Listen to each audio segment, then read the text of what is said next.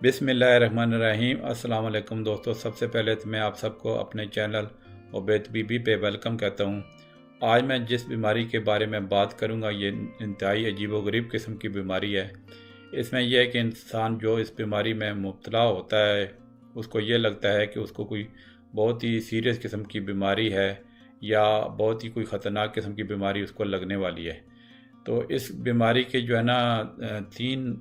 नाम हैं, बल्कि चार कह सकते हैं। इसको जो है ना इलनेस एंजाइटी डिसऑर्डर भी कहते हैं, हेल्थ एंजाइटी भी कहते हैं, हाइपोकॉन्ड्रियोसिस भी कहते हैं या सिर्फ हाइपोकॉन्ड्रिया भी कहते हैं। तो इसके बारे में मैं एक शॉर्ट वीडियो अपलोड कर चुका हूँ, उम्मीद है आपने देख ली होगी। आज मैं इस बीमारी के मतलब तफसील से बात करूँगा, तो ये वीडियो बहुत ही इंटरेस्टिंग होने वाली है, आप शुरू से लेके आखिर तक देखें। तो इसमें क्या होता है कि जैसे कि मैंने बोला है कि इंसान को लगता है कि उसको कोई बहुत ही सीरियस किस्म की बीमारी होगी है या होने वाली है। उसकी कोई ऐसा फिज़िकल सिम्टम कोई ख़ास नहीं होती हैं, या मतलब उसको लगता है कि जो नॉर्मल बॉडी सेंसेशन हैं तो जो है या थोड़ी बहुत किसी चीज़ की सिम्टम है तो वो उसको लगता है कि वो कोई किसी जो है ना एक ख़तरनाक बीमारी की एक तरह की निशानियाँ हैं। हालांकि उसका जब हम मेडिकल एग्जामिनेशन करते हैं तो उसको कोई सीरियस कंडीशन मतलब मेडिकल कंडीशन जो है ना, मतलब जब हम डॉक्टरों के पास ये ऐसे पेशेंट आते हैं तो उनको कोई सीरियस मेडिकल कंडीशन नहीं निकलती है। ठीक है,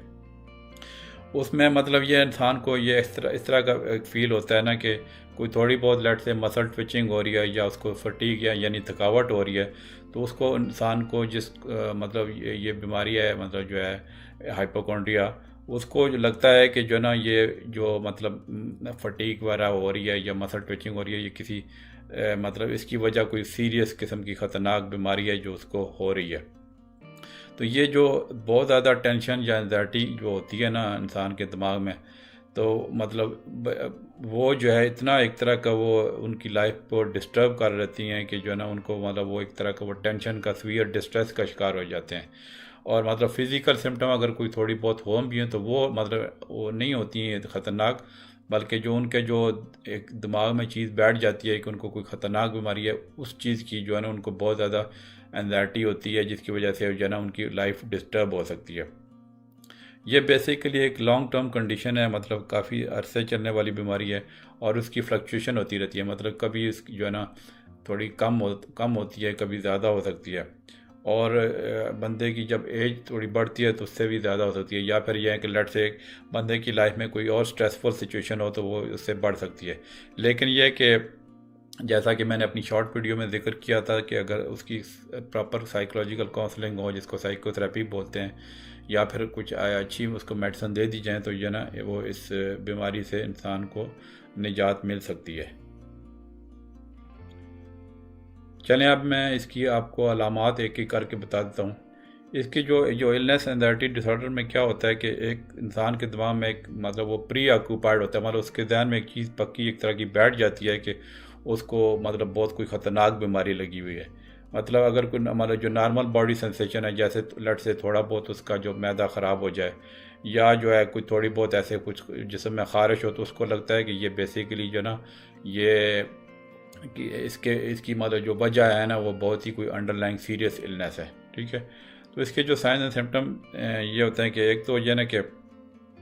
एक तो ज़ाहिर है जैसे मैंने पहले बताया कि उसको एक उसके दिमाग में एक चीज़ बैठी होती है कि जो ना बहुत कोई उसको सीरियस बीमारी लग गई है या कोई हेल्थ कंडीशन हो गई है,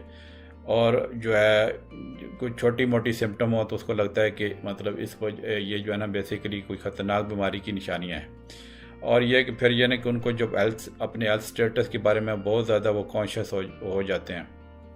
और अगर लेट से वो डॉक्टर्स मतलब अक्सर तो बल्कि काफ़ी डॉक्टरों के वो चक्कर लगाते रहते हैं, तो जब विज़िट मतलब डॉक्टरों से इवन डॉक्टर तसल्ली भी दे दें या उनके कोई डॉक्टर अगर टेस्ट भी कराए तो उसके नेगेटिव रिजल्ट उसको उनको मतलब आए, फिर भी उनको ना उसकी वो तसल्ली नहीं होती। उनके ध्यान में यही बैठा होता है कि उनको कोई सीरियस बीमारी लगी हुई है। तो इसमें और ये होता है कि कुछ लोगों में कोई लट से कि कोई सपोज उनकी कोई फैमिली हिस्ट्री है कोई ख़तरनाक बीमारी की,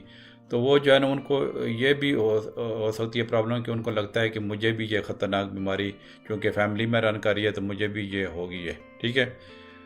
मतलब इतना उनको जहन में एक तरह का वो डिस्ट्रेस हो जाता है। कि मतलब इतना वो जहन में एक तरह की उनकी टेंशन बैठ जाती है कि नॉर्मल उनकी जो लाइफ जो है ना डिस्टर्ब हो जाती है, उनको जो अपना जो काम है, जो भी वो जॉब शॉब करते हैं, उसके में प्रॉब्लम हो सकती है। और जो है अक्सर जो है ना, अक्सर वो कुछ पेशेंट ऐसे भी आते हैं कि जो है ना अपना वो अपना बार बार चेक कराते रहते हैं कि जो है ना उनकी सिम्टम्स क्या हैं, ठीक है। या फिर यह ना कि वो बहुत ज़्यादा उनकी जो अक्सर वो डॉक्टरों के पास जाते हैं, बहुत ज़्यादा उनकी अपॉइंटमेंट्स होती हैं। या फिर कुछ कुछ कुछ पेशेंट इसके जो होते हैं उनको जो है ना वो मेडिकल केयर को बिल्कुल ही अवॉइड करते हैं कि जो है ना मैं डॉक्टर के पास जाऊंगा या जाऊंगी तो मुझे पता नहीं कोई ख़तरनाक बीमारी निकल आएगी। तो फिर यह है कि कुछ लोग बिल्कुल इतने वो हो जाते हैं कि उनको जो ना लोगों में घुलने मिलने में प्रॉब्लम होती है, और वो ऐसी जगह पे जाते भी नहीं हैं। मतलब उनको कुछ लगता है कि वहाँ मतलब किसी गैदरिंग में जाएंगे तो उनको कोई सीरियस बीमारी लग जाएगी। और अक्सर वो जन अपनी सेहत के बारे में वो बहुत ज़्यादा बातें करते रहते हैं कि पता नहीं मुझे क्या हो गया, ठीक है। और या फिर जो है आज वो जो है इंटरनेट पे जो है ना वो काफ़ी कुछ लोग जो है ना वो सर्च करते रहते हैं कि उनको जो है ना कुछ थोड़ी बहुत, जैसे मैंने बताया ना, कुछ सिम्टम हो जाए तो उनको लगता है सीरियस बीमारी है, तो बहुत कॉन्स्टेंटली सर्च करते रहते हैं इंटरनेट अपनी बीमारी के मुताबिक। तो इसमें क्या है कि इंसान को किसी जो है ना वो इस तरह की प्रॉब्लम हो रही हो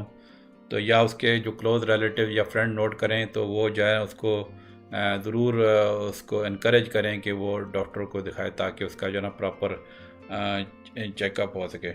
क्योंकि ज़ाहिर है कभी कभी वो ऐसे जब वो फैमिली भी उसको रीअश्योरेंस कराती है तो उसको जो है ना उतना वो फ़र्क नहीं पड़ता, क्योंकि उसके जहन में एक चीज़ बैठी होती है कि उसको कोई सीरियस बीमारी लगी है। तो बेहतर है ऐसी सूरत हाल में जो है ना आप डॉक्टर से चेक करवा लें। चलें मैं इसकी जो है ना कुछ कॉजेज़ बताता हूँ। वैसे इसकी एग्जैक्ट कॉज क्लियर नहीं है, लेकिन कुछ फैक्टर हैं जो मतलब रोल प्ले करते हैं। उसमें यह है कि कुछ इंसान के अंदर एक बिलीफ्स बैठे होते हैं कि जो है ना उसको एक तरह की जो अनयूजुअल बॉडी सेंसेशन जो है ना उनकी जो बारे में जो अनसर्टेनिटी होती है उसको टॉलरेट करने में मुश्किल पेश आती है। तो उनको ऐसे वो फिर वो जो है ना अपनी बॉडी सेंसेशन को एक तरह का मिस इंटरप्रेट करते हैं, और जो है ना उनको लगता है कि ये जो है ना सीरियस कोई मतलब छोटी मोटी सिम्टम को उनको वो सीरियस बीमारी का एक तरह का निशानी लगना शुरू हो जाती हैं। या फिर यह कुछ लोगों में इस तरह की फैमिली भी हिस्ट्री होती है कि मतलब जो है ना उनको लट से कि कोई ख़ानदान में ऐसी बात है। मतलब ये कि मेरा कहने का है कि लेट्स है कि जो एक इंसान इस बीमारी में मुब्तला है उसके पेरेंट्स को भी ऐसे ही होता था इस तरह की फीलिंग, तो उस इंसान का भी ज़्यादा चांस है। फिर यह है कि अगर लेट्स से किसी का बचपन में किसी सीरियस बीमारी के बारे में जो है ना बुरा एक्सपीरियंस हुआ है तो जो है ना उसको फिर बाद में इस तरह की छोटी मोटी फिजिकल जो है ना जो सेंसेशन है वो उन छोटी मोटी फिजिकल सेंसेशन होती हैं तो उससे भी उसको डर लगता है। अब मैं इसके जो है ना थोड़ा रिस्क फैक्टर बताता हूँ। तो उसके रिस्क फैक्टर में ये है कि ये जो है ना एक अर्ली मतलब अडल्टहुड मतलब एक तरह की जवानी में स्टार्ट हो सकती है ये बीमारी, और जो है ना एज के साथ ये जो है ना जैसे जैसे एज गुजरती है तो उसके साथ जो है ना इसकी शिद्दत में इजाफा हो सकता है। और जो ख़ास तौर पे जो बड़ी उम्र के लोगों में ये ना कि ये जो हेल्थ रिलेटेड एंजाइटी होती है उनको लगता है कि इससे जो है ना मतलब उनको जो ये खौफ होता है कि उनकी याददाश्त चली जाएगी। तो इसके जो रिस्क फैक्टर में ये कि कोई मतलब कोई लाइफ में कोई अगर कोई मेजर लाइफ स्ट्रेस हुआ है तो ये एक रिस्क फैक्टर है। या मतलब जो है ना किसी सीरियस इलनेस का उनको थ्रेट हो जो बेसिकली वो नहीं सीरियस नहीं होती है एक्चुअली, मतलब उनको ऐसी उनको लगता है कि थ्रेट है। फिर ये कि हिस्ट्री कोई अब्यूज़ की मतलब अब्यूज़ बचपन की जो है मतलब कोई चाइल्डहुड अब्यूज़ की हिस्ट्री है, बचपन में लट से कोई किसी बच्चे को ज़्यादा मार पड़ती रही है तो वो अडल्टहुड में जाके इस बीमारी का शिकार हो सकता है। या मतलब जाने कि पेरेंट्स की कोई इस तरह की हिस्ट्री है पहले जो है कि इस तरह की कोई उनको भी ऐसे होता था इस तरह की लामतें। तो फिर यह कि कुछ लोग जो है ना वो बहुत ज़्यादा जो टेंशन ले लेते हैं जल्दी, कुछ लोग बड़े कूल काम रहते हैं तो कुछ लोग जो ज़्यादा टेंशन लेते हैं उनको ज़्यादा ये प्रॉब्लम हो सकती है। फिर यह कि जो कुछ लोग जो है ना उनका रिस्क फैक्टर ये कि बहुत ज़्यादा वो अपना मतलब बीमारी के मतलब बहुत सारी मालूमात लेते रहते हैं, नेट सर्च करते रहते हैं, तो इस तरह की भी मतलब एक तरह का ये रिस्क फैक्टर हो सकता है। तो इसकी कॉम्प्लिकेशन में एक तो ज़ाहिर है इस तरह के जो बंदे की दिमाग में बैठा है तो उसको रिलेशनशिप और फैमिली इश्यूज़ हो सकते हैं। मतलब जो है ना उसके क्लोज जो रिलेटिव हैं वो उसके बारे में परेशान हो सकते हैं। फिर यह है कि उसके जॉब में डिस्टर्ब हो सकती है, जिसको ये मतलब इस तरह की चीज़ें होती हैं। और डेली लाइफ में प्रॉब्लम हो सकती है, ठीक है। फाइनेंशियल प्रॉब्लम हो सकती है, कुछ लोग जो बहुत ज़्यादा है अपनी हेल्थ का चेकअप करवाते रहते हैं, मेडिकल बिल ज़्यादा आ सकते हैं।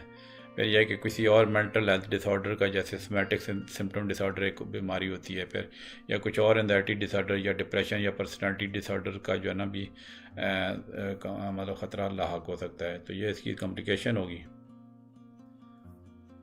थोड़ा बहुत प्रिवेंशन के बारे में बताता हूँ। इसका वैसे ऐसा कोई ख़ास प्रिवेंशन का वो नहीं है इतना, लेकिन यह कि अगर आपको कोई इस तरह की प्रॉब्लम हो रही है एंजाइटी की, जो ना आपको कोई भी प्रोफेशनल एडवाइस, मतलब डॉक्टर से बेहतर है कि जल्दी से जल्दी चेक करवा लें, ठीक है।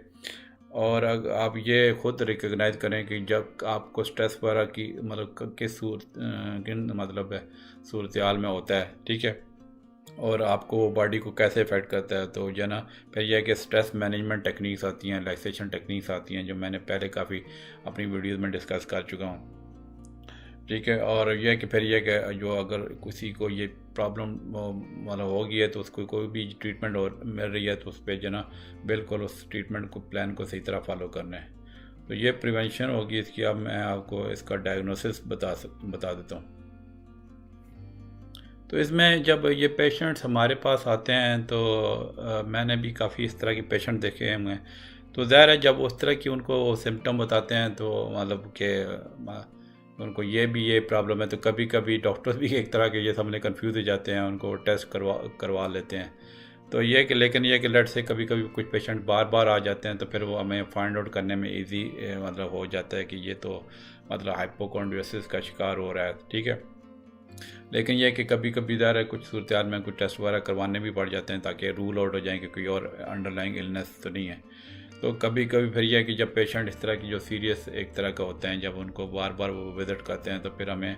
उनसे एक साइकेट्रिस्ट या मेंटल हेल्थ प्रोफेशनल के पास भी रेफ़र करना पड़ सकता है, जो उनकी प्रॉपर मतलब साइकोलॉजिकल सेल्फ असेसमेंट और जो है वो करते हैं। हम लोग खुद भी एक तरह की काफ़ी जो मतलब साइकोलॉजिकल केसेस की भी सेल्फ असेसमेंट कर सकते हैं, लेकिन मैंने बताया ना कि जब पेशेंट को बहुत ज़्यादा प्रॉब्लमैटिक हो तो वो फिर हमें उसको साइकेट्रिस्ट के पास रेफ़र करना पड़ता है। फिर यानी कि हम हिस्ट्री में सारा वो पूछते हैं कोई अल्कोहल या सब्सटेंस अब्यूज़ की हिस्ट्री तो नहीं है, तो या फिर यह कि हम ये भी डिटरमिन करते हैं कि कोई इस बंदे को और मेंटल हेल्थ डिसऑर्डर तो नहीं है, जैसे सोमैटिक सिम्टम डिसऑर्डर होता है या फिर जनरलाइज एंजाइटी डिसऑर्डर हो सकता है। तो बेसिकली चूँकि एंजाइटी के डिसऑर्डर्स की बहुत सारी मिलती जुलती सिम्टम है, तो बेसिकली हमारी ये कोशिश होती है कि हम रूल आउट करें अदर मतलब जो है कॉजेज़ को, ठीक है। अब इसकी मैं आपको ट्रीटमेंट बता देता हूँ। तो ये चूँकि जो है ना एंजाइटी की किस्म है, मैंने अभी इससे पहले एक जो है ना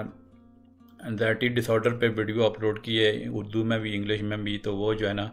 वो आप देख सकते हैं, वो भी बड़ी इन्फॉर्मेटिव वीडियो है। तो इसकी बेसिकली जो एंजाइटी डिसऑर्डर होता है ना उसकी तकरीबन जो है ना वो ट्रीटमेंट एक ही मतलब दो चीज़ों पे ज़्यादा फोकस करती है। एक तो जो है ना साइकोथेरेपी, जिसको टॉक थेरेपी कहते हैं, और फिर मेडिकेशन, और कभी कभी दोनों मतलब मेडिकेशन भी साथ साथ जा रही होती हैं और साइकोथेरेपी भी साथ साथ चल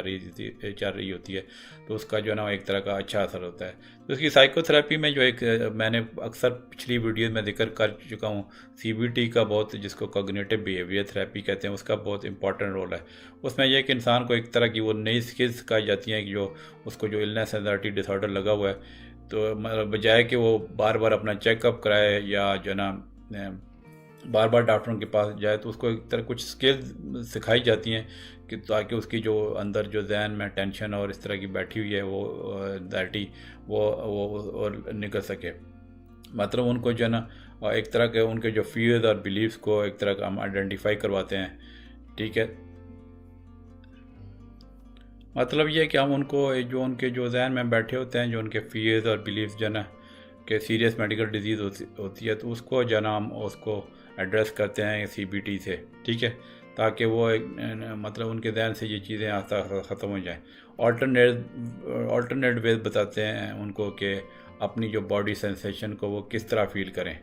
मतलब जो है ना जो उसके मतलब जो है उनकी जो नेगेटिव थाट्स उनकी हो रही हैं, उनको एक तरह का निकालने की कोशिश करते हैं कि मतलब हम ये उनको इस तरह समझाते हैं कि ये कुछ नहीं है और इसको मतलब जो है ना आप उसकी ज़्यादा स्ट्रेस ना लें। तो फिर यह कि उसको हम अब ज़्यादा अवेयरनेस बताते हैं कि जो है ना उनके ताकि बिहेवियर में मतलब जो है ना मतलब ये CBT भी क्योंकि ज़ाहिर है वो एक बड़ा लंबा चौड़ा टॉपिक है, तो मैं मकसदन यार ब्रीफ उसके पॉइंट बता रहा हूँ कि क्या क्या उसमें होता है। मतलब यह है कि एक तरह का हम उनका बिहेवियर, उनके जो नेगेटिव थाट्स जो मतलब बिहेवियर है उसके बाद उसको एक तरह की हम चेंज करने की कोशिश करते हैं, ठीक है। मतलब जो है ना वो उनकी जो बॉडी सेंसेशन के बारे में जो उनको फील होता है कि ये मुझे कोई ख़तरनाक बीमारी लगी हुई है, तो उस पर हम मतलब इस साइकोथेरेपी से ना वो उसको जो है ना उसके जो जहन में चीज़ें बैठी हुई हैं उनको मतलब जो है निकालने की कोशिश करते हैं। कुछ नई टेक्निक्स, नई स्किल्स का कि ताकि जो है ना उनको मतलब अपनी एंजाइटी या स्ट्रेस को टॉलरेट जो है ना मतलब करने में वो आसानी हो जाए, ठीक है। और ताकि वो जो है इस तरह की कुछ, मैंने जैसे पहले शुरू में बोला ना कि कुछ लोग ऐसी सिचुएशन या वैसे गैदरिंग में नहीं जाते कि जो है ना उनको लगता है कि जो है ना मतलब उनको एक वो स्ट्रेसफुल सिचुएशन उनको साथ हो जाएगी, तो फिर हम उनको एक आस्ता आस्ता CBT के ज़रिए एक तरह का कायल करने की कोशिश करते हैं कि नहीं ऐसी कुछ बात नहीं है, कुछ नहीं होगा, ठीक है। फिर मतलब ये कि हमारी कोशिश होती है कि उसके जो डेली जो मतलब लाइफ उसकी जो डिसरप्ट हो रही है उसको फंक्शन इम्प्रूव हो जाए, और उसके जो रिलेशनशिप या फैमिली इश्यूज प्रॉब्लम आ रही हैं उसकी इन थॉट्स की वजह से वो भी इम्प्रूव हो जाएं, ठीक है। उसमें बिहेवियर स्ट्रेस मैनेजमेंट भी आ जाती है, एक्सपोजर थेरेपी भी जो है ना वो मैंने पिछली वीडियो में काफ़ी वो डिस्कस कर चुका हूँ, वो आ जाती है। मतलब ये बेसिकली सारी जो ये CBT की एक टेक्निक्स हैं जो साइकोथेरेपी में सारे चीज़ें ऐसे वो आ जाती हैं कि जो उनको उनके जो फियर्स और उनके जो जहन में ये चीज़ें बैठी हुई हैं उनको वो एक तरह की वो निकालने की कोशिश होती है। फिर यह है कि फिर ज़ाहिर है कुछ पेशेंट को मेडिकेशन भी प्रिस्क्राइब करना पड़ती है। उसमें कुछ एंटी डिप्रेसेंट्स जैसे selective serotonin reuptake inhibitor SSRIs जो है ना वो भी हेल्पफुल मतलब हो सकते हैं जो उनको इस इलनेस एंजाइटी डिसऑर्डर को ठीक करने में। तो फिर मैं कि उनको मूड ठीक करने में जो है वो मतलब वो कुछ ऐसी मेडिसिन वो आती हैं जो मतलब जन मैंने काफ़ी पिछली वीडियो में बताई हुई हैं, ठीक है। तो वो जो है वो मतलब जन एंटी डिप्रेशन का काफ़ी इसमें रोल मतलब जो है हो सकता है। फिर यह कि जब हम पेशेंट के पास जब पेशेंट हमारे पास जब आते हैं तो फिर हम इसमें ये नहीं है क्योंकि ये एक तरह की नफ्सियाती उलझने आए तो उसमें कोई इलाज थोड़ा सा वो इतना आसान नहीं होता। मतलब हम सारे मोड ऑप्शन देखते हैं कि मतलब क्योंकि ज़्यादा जो है ना मेडिकेशन तो काफ़ी हैं कि कौन सी जो है ना मेडिकेशन इन पे ज़्यादा किस मतलब हर पेशेंट को इंडिविजुअली हम देखते हैं कि किस पेशेंट पे कौन सी दवाई कारगर साबित हो रही है मतलब साइकोथेरेपी के साथ साथ, ठीक है। तो ये तो इसकी ट्रीटमेंट होगी। फिर कुछ मैं लाइफस्टाइल एंड होम रेमेडीज़ इसकी बता देता हूँ। तो उसमें यह है कि जो सबसे इम्पोर्टेंट चीज़ बात होती है कि चूँकि इस तरह की जो इलनेस एंजाइटी डिसऑर्डर के पेशेंट होते हैं वो बहुत सारे डॉक्टरों का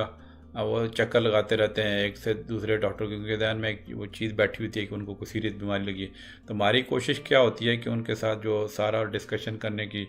ठीक है, उनको ये कि ताकि वो उनको ये एक तरीके से हम बताते हैं कि कन्विंस करते हैं कि जो ना आप ज़्यादा डॉक्टरों के पास जाना छोड़ दें और अपने जो स्केड्यूल है जो एक डॉक्टर जो आपसे मतलब आपका जो प्राइमरी केयर में जो डॉक्टर है जो भी है या मतलब से कोई स्पेशलिस्ट है जो भी है वो उसी डॉक्टर से एक स्टिक रहे, मतलब एक ही डॉक्टर से इसका जो ना आप